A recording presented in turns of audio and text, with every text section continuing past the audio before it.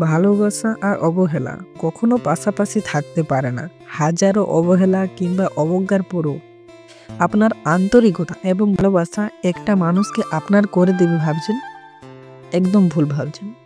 যে আপনার, সে ইচ্ছাকৃতভাবে কখনোই আপনাকে অবহেলা করবেন না।